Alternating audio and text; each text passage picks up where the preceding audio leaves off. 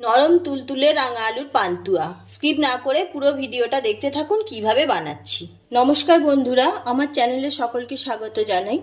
আজকে আপনাদের সঙ্গে শেয়ার করছি রাঙা আলুর পান্তুয়া। রাঙা আলুগুলো প্রথমে সিদ্ধ করে নেব।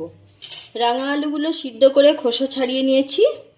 একটা গ্রেডার নিয়েছি, গ্রেডারের সাহায্যে আমি রাঙা আলুগুলো এইভাবে গ্রেড করে নিচ্ছি। গ্রেডারে গ্রেড করে নিলে ভালো হয়, যদি ভিতরে কোনো শক্ত অংশ থেকে থাকে সেটা ভালোভাবে মিহি হয়ে যাবে। সেটা গ্রেডার দিয়ে সবগুলো রাঙা আলু আমি গ্রেড করে নিচ্ছি। রাঙা আলুগুলো সব গ্রেড করা হয়ে গেছে। আমি খুব ভালোভাবে একটু মাখিয়ে নিচ্ছি। 2 চামচ পরিমাণ ময়দা দিলাম, খুব বেশি ময়দা দেওয়া যাবে না। গুঁড়ো দুধ, এলাচের গুঁড়ো, 1 চিমটি পরিমাণ বেকিং সোডা, খুব সামান্যই। সবগুলো উপকরণ খুব ভালোভাবে মাখিয়ে নেব। রাঙা আলুটা মেখে আমি এইরকম একটা ডো তৈরি করে নিয়েছি।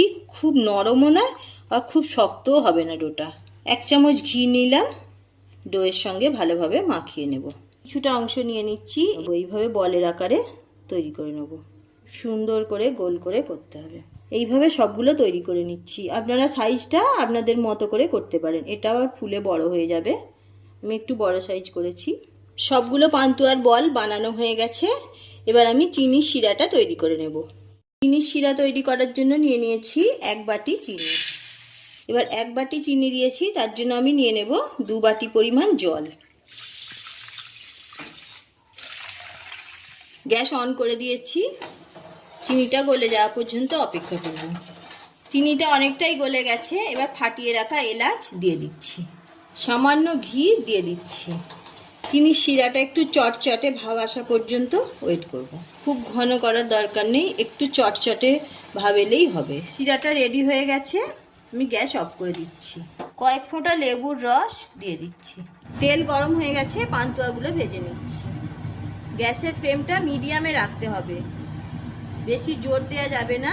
বেশি জোর দিলে পান্তুয়াগুলো তাড়াতাড়ি লাল হয়ে যাবে, ভিতরটা কাঁচা থেকে যাবে। আবার লো ফ্লেমে করলেও শক্ত হয়ে যাবে, ফেটে যাবে। খুব হালকা হাতে নাড়াচাড়া করে লাল লাল করে ভেজে নেব। ফুলতে শুরু করেছে পান্তুয়াগুলো, ভাজা হয়ে গেছে, তুলে নিচ্ছি। এইভাবে সবগুলো পান্তুয়া ভেজে নিচ্ছি। ঠান্ডা হয়ে গেছে, এবার রসের মধ্যে ভিজিয়ে দিচ্ছি। চ্যানেলটা সাবস্ক্রাইব করে পাশে থাকুন, পাশে থাকা বেল আইকন প্রেস করুন। রেসিপি ভালো লাগলে অবশ্যই একটা লাইক দেবেন। আপনাদের একটা লাইক আমার রান্নার উৎসাহকে অনেক বেশি বাড়িয়ে তোলে। কমেন্ট করে জানাবেন কেমন হয়েছে। 1 ঘন্টার জন্য আমি পান্তুয়াগুলো রসের মধ্যে ডুবিয়ে রেখে দিচ্ছি। 1 ঘন্টা পরে ফিরে আসছি। রসে ডুবিয়ে রাখার পর পান্তুয়াগুলো দেখুন কতটা ফুলে ডবল হয়ে গেছে। দেখতেই পাচ্ছেন কতটা ডবল হয়েছে। এবার আমি একটা প্লেটের মধ্যে সার্ভ করে দিচ্ছি। এইভাবে আপনারাও একবার রাঙা আলুর পান্তুয়া বাড়িতে বানিয়ে দেখুন।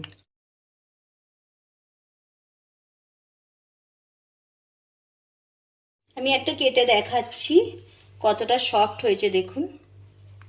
আবারও দেখা হচ্ছে অন্য কোনো এপিসোড।